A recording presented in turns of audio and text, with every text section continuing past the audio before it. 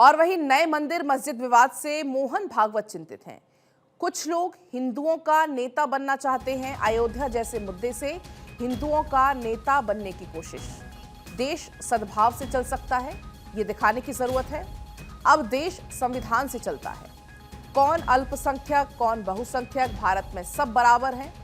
दुनिया को दिखाएं हम साथ रह सकते हैं। ये मोहन भागवत की तरफ से तमाम इन बड़ी बातों का जिक्र किया गया। नए मंदिर मस्जिद विवाद से मोहन भागवत चिंतित हैं और उनकी तरफ से इन तमाम बड़ी बातों का जिक्र करते हुए वो कहते हैं कि कुछ लोग हिंदुओं का नेता बनने की कोशिश करते हैं। अयोध्या जैसे मुद्दे हैं जिन पर हिंदुओं का नेता बनने की कोशिश की जाती है।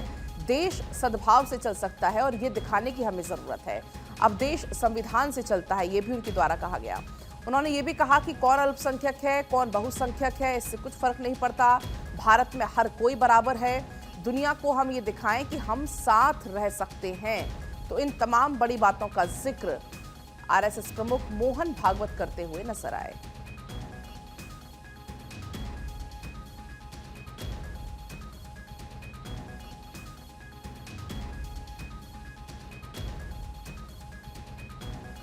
तो देखिए, ये बड़ी जानकारी आप तक पहुंचा रहे हैं मोहन भागवत, जिनका स्टेटमेंट आपको हम बता रहे हैं। क्योंकि नए मंदिर मस्जिद विवाद को लेकर मोहन भागवत का ये स्टेटमेंट है और वो कहते हुए नजर आते हैं कि कुछ लोग हिंदुओं का नेता बनना चाहते हैं। उनकी तरफ से ये कहा गया कि अयोध्या जैसे मुद्दों से हिंदुओं का नेता बनने की कोशिश होती है।